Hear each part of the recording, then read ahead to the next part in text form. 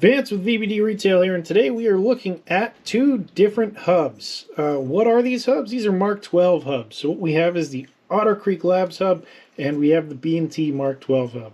What do they do? Glad you asked. So these you can pop onto any hub threaded suppressor. You pop them onto there, screw them on, and they will fit onto your Mark 12 Ops style barrels and mounts. Effectively making any hub suppressor that you have a reflex suppressor. What that does is that gives you more room for expansion of gas in the back, so you're essentially giving yourself a longer suppressor without adding more length. But why are we looking at these two, and what are the differences? Well, the Otter Creek Labs one, you can look down into it, see, there is that outer wall that lets gas expand into it, and then there is an inner sleeve that separates your barrel from the hub itself. Whereas B&T came out with this design, and it's actually open on the inside of it there. There is no inner sleeve, so what it's really doing is using the barrel or whatever over the barrel mount that you're using and turning that into the inner wall of your reflex chamber. What does that do? Well, what I think is it's going to create more internal volume for your gases to flow, and internal volume typically leads to more sound suppression. We can get into that a little bit later. We are doing a full review of both of these, but for now, let's see what the major differences are between these two.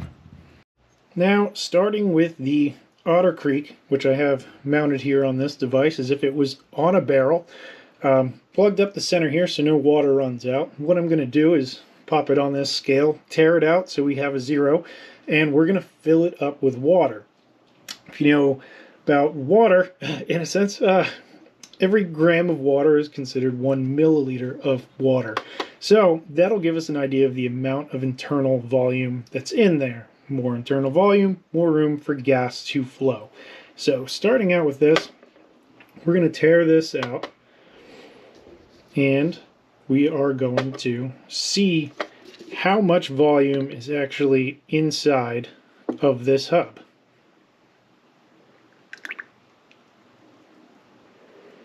Let's fill it up to the brim, and we've got 28 milliliters of volume inside the Otter Creek Labs adapter. So let's try that with the B&T and see what kind of difference we got.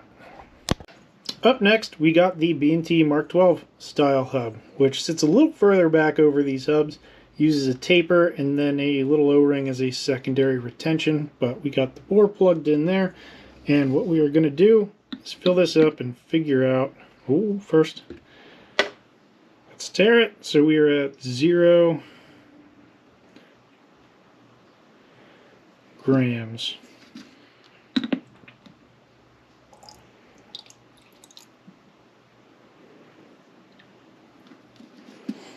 And that comes out to 50 grams of volume in total.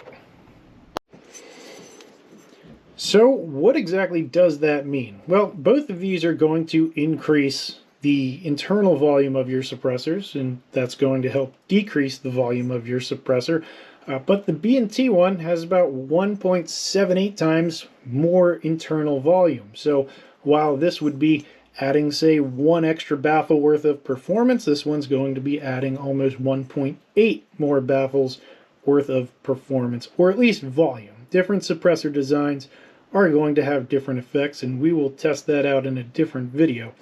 Why is that happening? Well, if you look, there's a little bit of a size difference, as this also sits farther over the mount. But while the Otter Creek one has that internal sleeve that separates your barrel, your mount, your whatever from all of the gases, this one is completely open on the inside, and what that's doing is allowing your barrel, your mount, and anything really to become the inner diameter of that. So if you're using a thinner profile than something like this, which is as thick as it gets, you're actually going to gain more volume inside this extension, while on this you're going to gain anything because you are dedicated to that sleeve. Both, I believe, work fantastically. Is there any difference between them in real life performance? We're going to test that out soon and make a whole separate video on it. So thank you guys, and see you later.